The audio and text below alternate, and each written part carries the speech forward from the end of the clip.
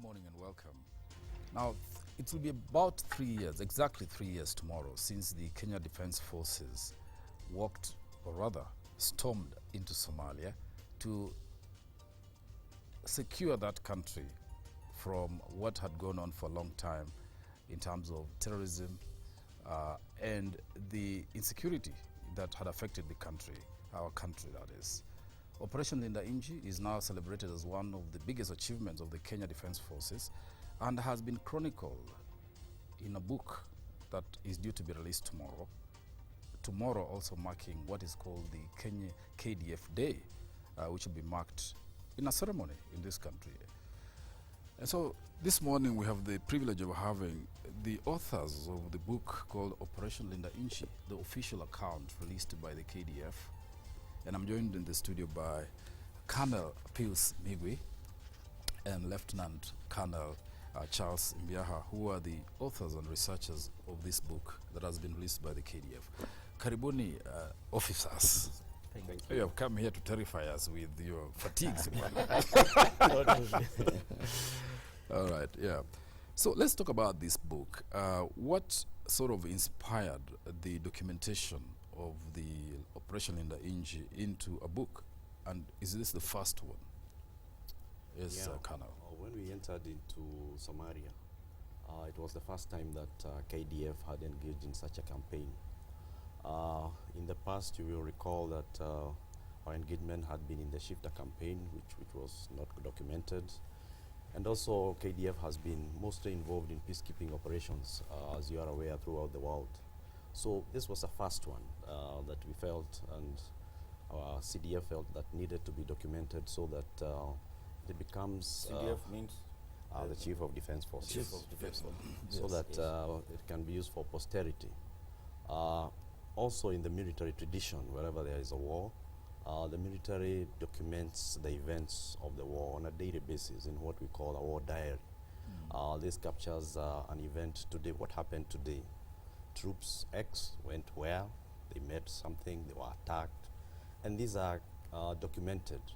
So when we went into Somalia, of course there is a national military operations center where a certain group of officers were working for the CDF, and we used to make periodical reports to the National Military Authority, which is the CDF with the service commanders, mainly to look at the progress of the war. And during one of those reports, we reported to the CDF and the National Military Authority that this is what we are doing. We have a war diary. And for instance, on 14th of October, we say KDF entered into Somalia. And what happened? Well, the CDF said, no, okay, this is good, but we can make this into a book. We can translate this into a book. Instead of just having the war diary, let's make a book that could be used for the future. So that was the genesis of the account. But so in this book, for people who may want to get it, first of all, how available is it going to be to the public? And is it going to be sold? Yeah, after the launch of the book tomorrow in Lanet, the book will be on the shelves, hopefully in some of the open markets within the country. We are trying to approach a textbook center. We are also trying to approach a book point. Starting tomorrow, the book will be readily available for sale. And I think... Has the price been determined? The price has already been determined. I think as an offer, it will go at 1,500 during the launch. But thereafter, we expect it to start selling at 2,500. 2,500. Yeah. The history of the KDF is not detailed here elaborately. I mean, this book seems to be focused on the operation itself. Was that a deliberate decision, and why? It seems to be just about 2011 when the operation began to what it is now. Yeah, we thought that the Operation Nchi was a very special event, and in the past we have had, of course, the history of like the army is a long one, since because we inherited from the British colonial rule. So our focus was mainly to capture the Nchi, and you'll appreciate that writing a book would take a long time. Like writing about the history of the army would have taken maybe more time, but we wanted to capture this moment, although we refer to incidents of the previous performance of KDF, but it was felt that we may not really go into the history of KDF per se, but focus on Linda Nchi because of its uniqueness. Right. Is Operation Linda Nchi still there? Yes. Yeah. Okay, you know, when we went to Somalia, then we transitioned from Somalia, from KDF to AMISOM. So that initial Operations Linda Nchi, we could say, ended when we translated into AMISOM, but our troops are still in Somalia under AMISOM. So we can say the mission, Linda Nchi mission, ended when you rehearted into AMISOM, or is still a continuation of the same? Really, how would you, when do you draw the boundary of the operation end, for example? Is it ongoing or it ended? If one were to demarcate. Actually, if you look at the genesis of Operation Linda Nchi, Yes. it goes way back during the days of Imbuakha 1, 2006. There was also Imbuakha 2, which was a continuation of Imbuakha 1. At the same time, there was Operation Linda Mamba, not Linda Mamba, Operation Mamba. Yes. At that time, these were operations focused on trying to stop the incursion of ICU into the country, and that is Islamic Courts Union and the Al-Shabaab. Then eventually some of our bosses would even want to call this an enhanced one, yes. an enhanced Operation Linda Nchi, because Linda Nchi goes slightly before the launch of before October 14, 2011. Yes. So when we look at it and the movement, because when you see the coinage of Linda Nchi, yes. that's basically our primary role. Yes, yes. And we continue doing it, whether now we are in AMISOM or as KDF, we still want to guard the borders of this country, which is our primary mandate. Yeah. The military AMISOM, the Kenyan troops are given a certain area. Yeah. You are not all over Somalia. No, there are certain, what happened? What is your area you operate in? When we entered Somalia and became AMISOM, the area of operation was sectorized because you realize there are various troop contributing countries within the region. We have Uganda, Burundi, we have Kenya, we have Sierra Leone, Djibouti. So it was prudent to sectorize the area of responsibility for these troops so that they could operate more effectively. And KDF was, of course, we were very interested in having an area that is alongside, close to our border, so that we are able to deter the Al-Shabaab threat. So our area is maybe central and southern Somalia. That's where our KDF troops are. Southern, what you call it, southern sector? No, it is sector 2. Sector 2, rather. Yeah, in the AMISOM configuration. Yeah. Yeah. History belongs to the victors, and this book seems to be exactly that. That, you know, if say Somalia, if we had gone into, if Linda Nchi hadn't been successful, we wouldn't have this book. Almost guaranteed, because you want to document your successes. But there have been the downside to this campaign. Definitely, a war is not a walk in the park, as you guys have said in here. So let's just talk about what cannot be found in this book. What is it that is not in this book? What I can say, we have tried to be very candid, and what you are saying is that even in the book, although we are celebrating the KDF successes, but we also appreciate the kind of challenges that have gone into the operations. And within the book, we have, for example, alluded to the kind of losses in terms of men that or service members that have paid the ultimate price, and that has come out very clearly. The figures given? There are no figures, the figures are numbers not here and given. there about Yeah, the figures are not rescue given. bodies. Yeah, the figures are not given. Yeah. And have you given the figures of the casualties? The other side. Not Again, in the not. book. Yes, Yeah. not in the book. But what I was going to add on to that is the other than the casualties that have we have alluded into that, we are also candid about the challenges in terms of when we went into Somalia, and especially in the diplomatic angle. Yes. Like you recall when we sent our former Minister for Foreign Affairs to Somalia when we had just entered, and with our Minister for Defense, trying to get the concurrence with the TFG government. And the president of Somalia had said that we are an occupational force. In fact, Yes. he denied. And we are alive to that, and we are very candid about that. And we are I see seeing those the as interviews with Moses Wetangula there yeah, about him saying that you are in Somalia at the invitation of the Somali government. true, yeah. But was that the case though initially when KDF moved into Somalia? It wasn't at anyone's invitation. It was on our terms. Okay, there was that complexity, but you know, okay, the TFG, we were in very good working terms with the transitional federal government, which Yes. was creation of IGAD. Yes. And we were, and the region was also concerned about the whole question of Somalia, so that certain countries like Kenya were training certain elements of what would come to take over Somalia to guarantee peace.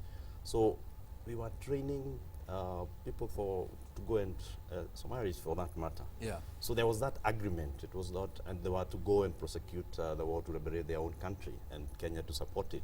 So it is not exactly true to say that we were not invited. Well, you had been training them, but let's face it. At the point when you moved in, of course, we in the media got called to Serena by the CDF for a briefing and an announcement that our forces are inside Somalia. At that time, had anybody invited you? You decided to move on your own volition. You had been engaging the Somali authorities to help them to set up the authority in Somalia. But the point of moving in was a decision that was unilateral on the Kenyan side, right? Okay, it was informed by the threats Yes. that was there, and the powers that be felt that this could no longer be tolerated or tenable. So along those lines, then because of the national interest, then KDF had to enter into Somalia. To move in, yeah. Imbuakha, what do we celebrate? I mean, this book, of course, is a celebration of the whole campaign, operation. But what would you call are the highlights in this book, and what do you capture most as the success, the ultimate prize in the mission? Okay, maybe before I get to your question, just to add on what he was bringing out, the issue of KDF getting into Somalia on its own accord should be understood, because the book captures a very important element that has actually contributed to the success of KDF in Operation Nchi. And this is the role of the Somalis themselves, particularly the Somali National Army, the SNA, and the Ras Kemboni Brigade. Yes. These are elements, Somalis themselves, who were fighting the same common enemy we're talking about, Al-Shabaab. For your question, I believe if you look at the book carefully, the first and key element that comes in is the issue of a game changer. That KDF's entry into Somalia was indeed a game changer.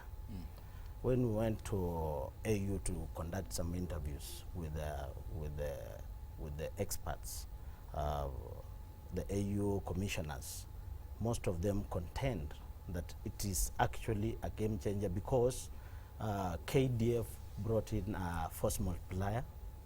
It is the issue of sectorization of Somalia into specific sectors was actually a KDF initiative. Talk to, say, the current Air Force commander, he actively participated in demarcating the actual sectors. By then, there were 4 sectors. Currently, Somalia is divided into 6 sectors. That's a very key element for anything, for force dominance in any mission. And that's why if you look at the way Somalia is being handled currently, the successes are because each troop contributing country has been designated a specific sector, and that provides dominance in that region. For us, you know, I have a mind that the capture of Kismaayo really was the prize of this, the ultimate prize of this. Is that true? True. Of this campaign, of the operation in Nchi. True. How precious was Kismaayo in the whole operation? In fact, if I get to the issue of the capture of Kismaayo, I would want to quote what General Dr. Karangi said while launching the operation. His words, I might not get them, but they're in the book correctly, but he said, we've been hitting the enemy on the tail and the body. It is now time to hit him on the head. You are going to be the sledgehammer to hit the enemy.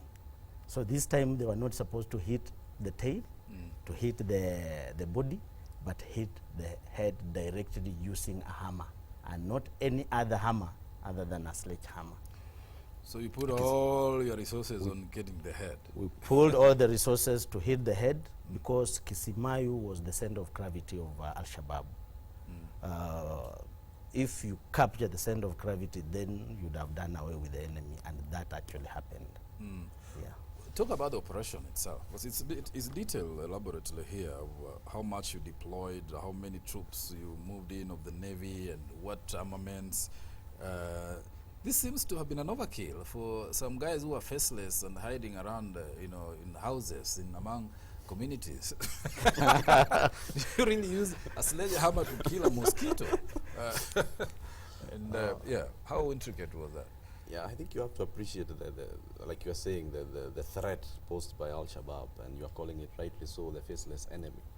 And that is really calls for putting all your assets together to face this faceless enemy, because you don't know where it will emerge. So you have to be really prepared to engage all your resources to face this enemy. And it keeps changing, keeps mutating. It is an insurgency, asymmetrical warfare, as opposed to the normal conventional warfare that maybe normal militaries are used to.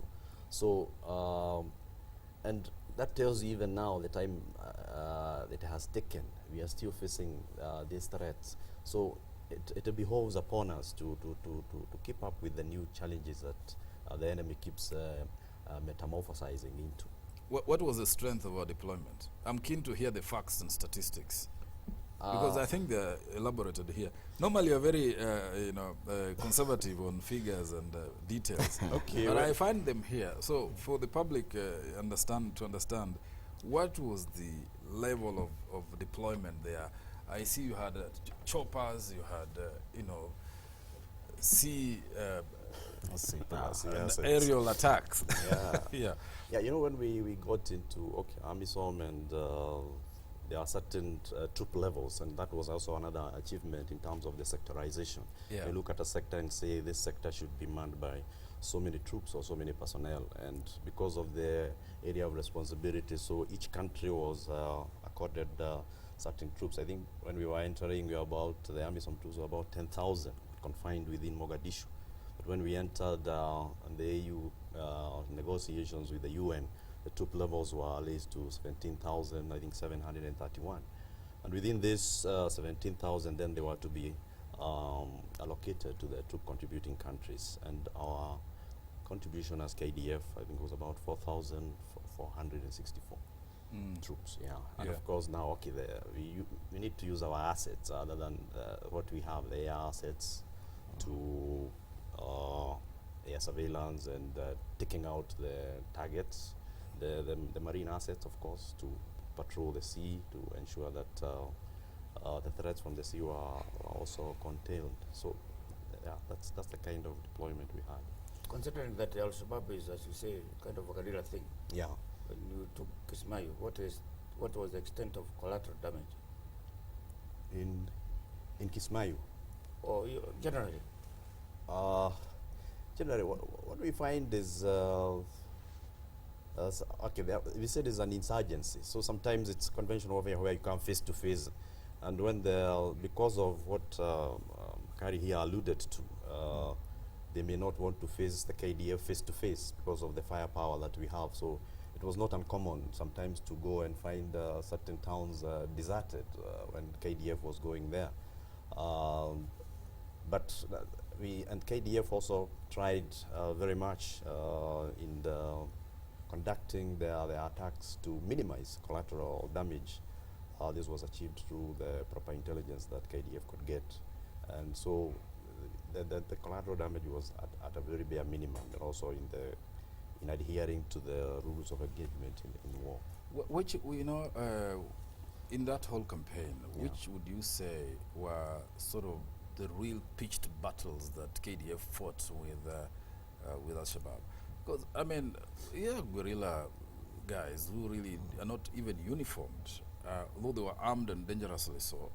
But, as you say, there were no pitched battles where you say they are on that side and this side and we have to run through them and we have to clear and wipe them out. So it looks like you guys were mowing down, driving through as you mow them down with very little resistance. David, actually the pivot of this book is the landmark battles. Yes. The book documents around 10 battles, starting from the capture of Fafadun, Osingo, Famado, Soyak, Janak Abdallah. All those battles are detailed in the book. Yes. And each battle came with its own experiences. Look at what happened in Osingo. That was a landmark battle, a battle that will leave the memory line of KDF. Those who read it will find it interesting more than even the Battle of Waterloo, the ones we've been quoting in our military strategies. Napoleon. They'll find it's more interesting than what we read in history as the ones of Shaka Zulu and Samori Toure's scorched earth policy. Because these are people who came, planned, attacked Osingo. There were over 400, and this is also a time when we see a lot of jointness working. Yeah. The Air Force came in strongly, the land component came in strongly to fight that battle, and it lives. Those who read it will find it. Yeah, it's interesting. Well, for what we're talking about is on chapter 12, landmark battles, the Battle of Osingo. Yes. And I see, looks like military games here. Choppers, air power, jets firing, covering. No, so when I read these things, and then I imagine Al-Shabaab, are these guys fighting back? Or you're basically flattening and destroying neighborhoods and places presumed to be training centers and hideouts. So detailed in that explanation, we might not be able to give all the details in this sitting. Yeah. But there was always Al-Shabaab resistance. kept fighting on. Yeah, in fact, it took over 6 hours. Right. Over 6 hours, they would come back, it subsides, and the war, in fact, we called it a real war. That one of Osingo was one of the unusual ones because it was more like conventional. They came very prepared. There were many. They came with waves, so it was face-to-face kind of battle, and it lasted for long.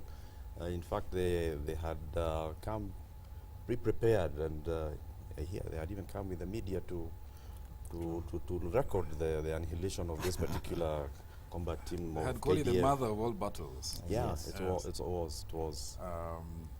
Okay, now anyway, let's look at generally KDF. Tomorrow, you are celebrating. We're marking what is called the KDF Day, which seems to be founded on the launch of this operation as one of the landmark operations or missions they've undertaken by KDF.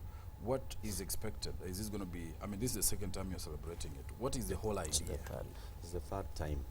The third time. Yeah, it started in 2011, now it's 2014.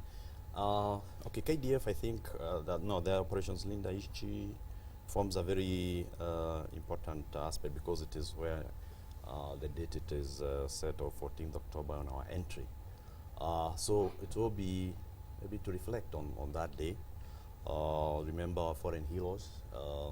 But beyond that, I think it's a celebration of the whole KDF family.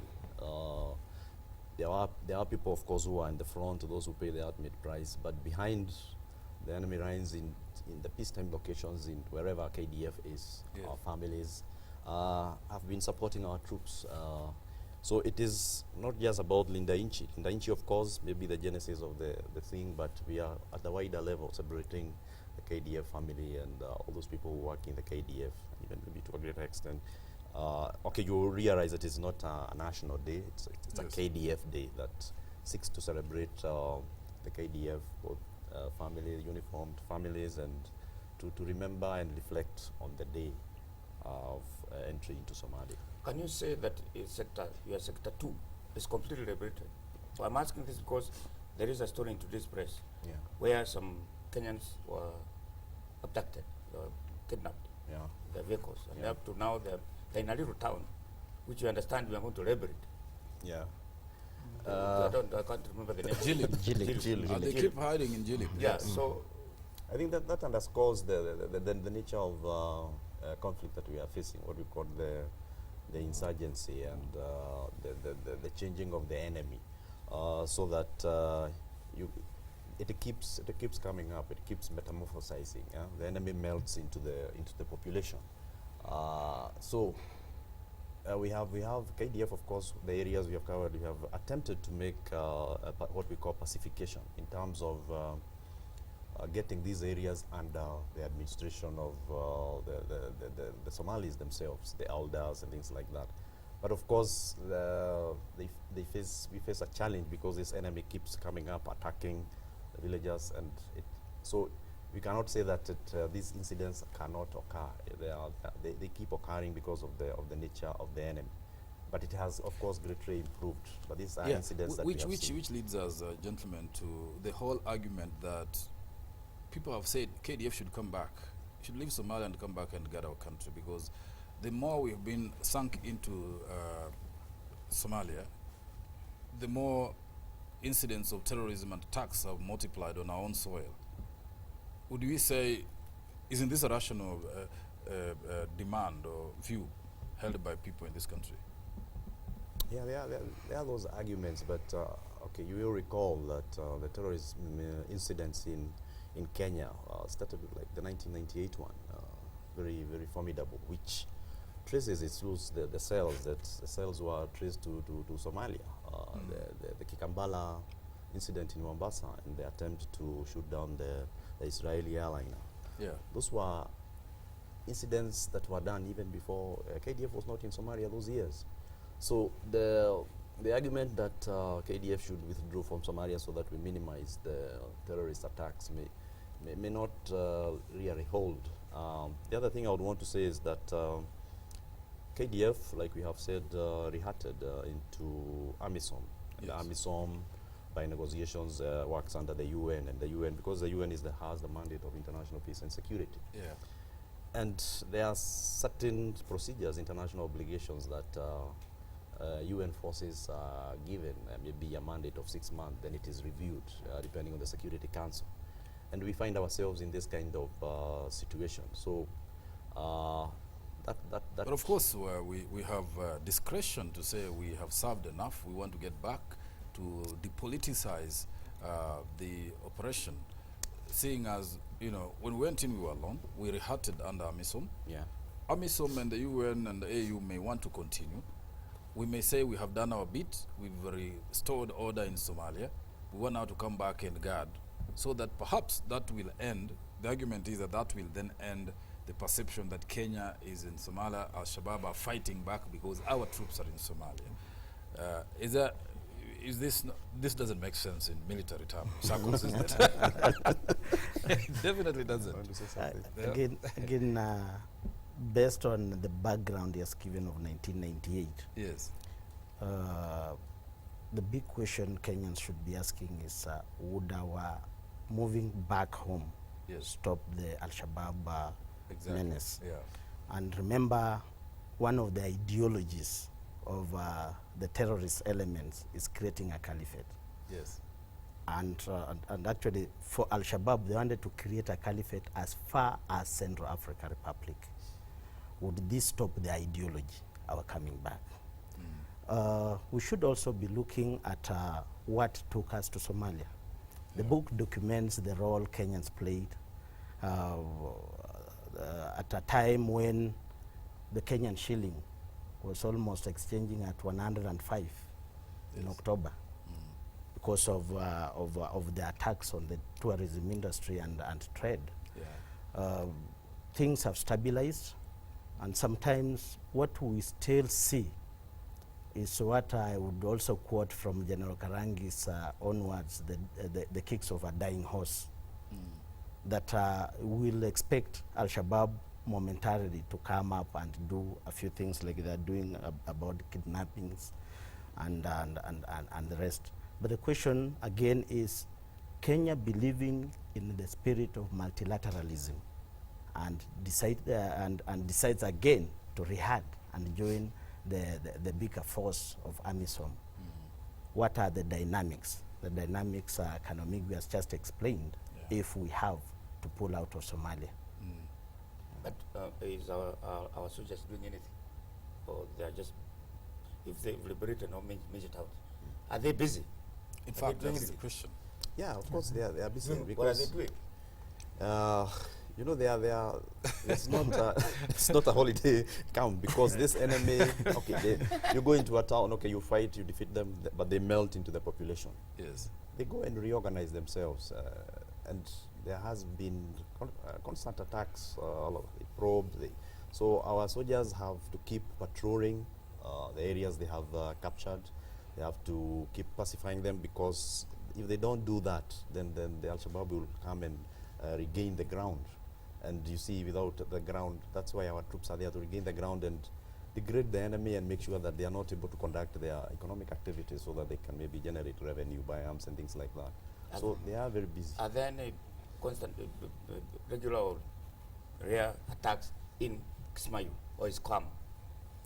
No, there are regular, okay, what we call probing attacks. Of course, we say they blind, then they come, they probe, and sometimes they would, when they have planned, they would make a daring attack where they would want to make a face-to-face fighting. So I would not say that since the capture of Kismaayo, it has been all peaceful. No, they come periodically and they attack, because they want to check whether our troops are ready and things like. They would want to regain Kismaayo, of course. Yeah.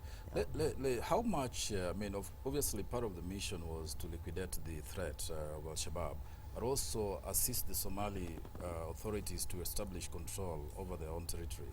How far is that going? We had the head of the AMISOM mission, Madam Wanyoto, here a week ago. She says that, you know, capacity is improving, and it's hoped, as you say, with periodic evaluations, that they'll be able to take charge. From a military perspective, security perspective, are they about to be in charge of the situation, or we have turned ourselves into now their security arm?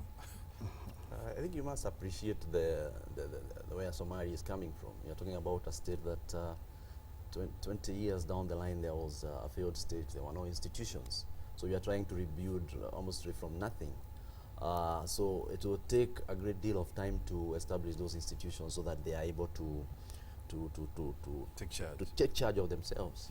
And that's why you see the obligations of the international community, and like Charles was saying here, our entering into there and being a game changer and attracting international support, because the Al-Shabaab problem is not a local problem. It's an international problem, and very serious one at that. What do they need? The question we're asking is this: are we training DOs or administration or police or military, so that when you leave somebody? Yeah. Is that happening, and at what extent? And what? How far is that? Okay. Within the whole stabilization process of Somalia. In our sector. Yeah, in our sector, of course, in that whole process, you say there is the military campaign, and from there, then we have what we call the political and the civil society campaign. As the military gains ground, then the political campaign, and when we went there, we are able to facilitate the elections, have a parliament and things like that, so that the administration, like we are saying, can take over where KDF has captured. That's the whole essence of pacification. established elders who are acceptable by the population, administration, reopen schools, invite NGOs. We are able to give the required humanitarian support, which the military can't give. Overall, the military should be able to facilitate, give security, enabling environment so that the relief agencies can move in. But as we appreciate that maybe this has not yet come to we cannot say that we are at the end of it now. We have not really stabilized. You can see the kind of attacks. You saw the Barawe being captured the other day. So that in the sector we would not say that we have ideally achieved what AMISOM would want. It's not yet time to move out. In terms of the security training, Yeah. I mean, Kenya has been training police here in Manyani for Somali. Yeah. The army, are we involved in the training of the Somali National Army? And what, if you have any facts and figures about that, what is the strength and what is the target? Need how many soldiers in that Somali National Army to take charge of the country? Are these facts available? Amazoni. It's too detailed. What I know is okay, there was that regional efforts, and the countries within the region were given certain responsibilities. I think like us, to train certain elements of the army, and I think most of the training in certain countries, maybe in Kenya and Uganda, and then when these people are trained, they can be injected into in Somalia, and so it is that collective IGAD effort. I think there is police in Mogadishu. They are being trained there. They are trying to reestablish the police. The army. I think there is also plans to maybe establish their navy. You realize Somalia has a very big coastline. Yes, but not at the stage that now we can say they can take over. I think it's a process, and it's a long one, and it's very expensive to build. Tell us something about the politics of Chaco. What about it? Kismaayo. Our involvement. There was allegation, let's put it allegations. this way, that our forces, our troops there, had begun trading in charcoal And export of it. began doing commercial activities besides their military duties which they were on. This was a report by, I think, reliable agencies. Yes. Those are allegations, but we would want to say that our getting into Kismaayo, and we have our allies within, like Charles was saying here, the Lastamboni Brigade. We have the TFG, the Alsuna Wajama. So the KDF is in Kismaayo at the behest of the Somali people and the people around there. Of course, the port is a port, so business of the one that Al-Shabaab was conducting came to an end. But it is not to the KDF when they are to engage in commercial activities. It is to hold the port and then secure it and manage it for the well-being of the Somalis. So the port is being managed by KDF? Or AMISOM? No, it's AMISOM. It's AMISOM. Okay, KDF in Kismaayo is under AMISOM. So obviously, if you're going to manage a port, you know what happens in Mombasa, Kilindini. What happens? A port is a port. It's a business place. Yeah. And if you are there, obviously, there are issues of benefiting and Opportunities are there, which human beings would like to exploit. Yes. No, I think KDF would not want to. The KDF is there for the Somali people, not for themselves to engage in trade and things like that. Just we're about to come to the end of our show, but there is they've emerged complaints about how our troops who served in Somalia, come back, when they're injured, or in the case of fatalities, the handling of the next of kin. There have been complaints about that. What are normally the provisions for these missions when people go out and come back? We had tales in the press about suffering of troops from Somalia and the families. What are the procedures? Let's say a soldier has been deployed on a mission like this. This is not like Darfur where we go peacekeeping. This is war. Somebody gets killed in the war. What is the process up to dispatch of that colleague?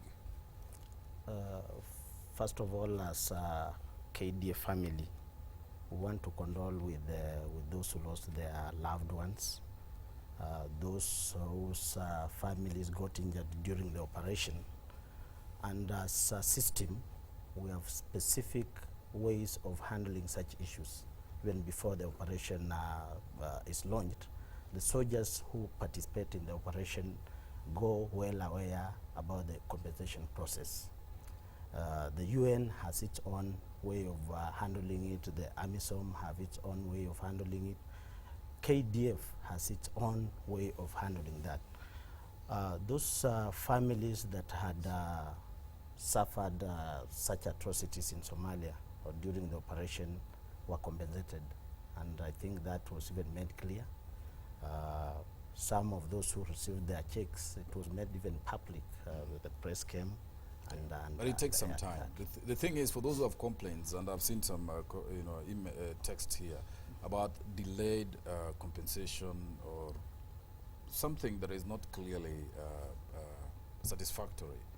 How long does it take from the time that a soldier is lost in battle for the family to be compensated? Timelines. Are there any defined timelines? Okay, best practices. There could be there could be bureaucratic challenges, but the expected period is how long?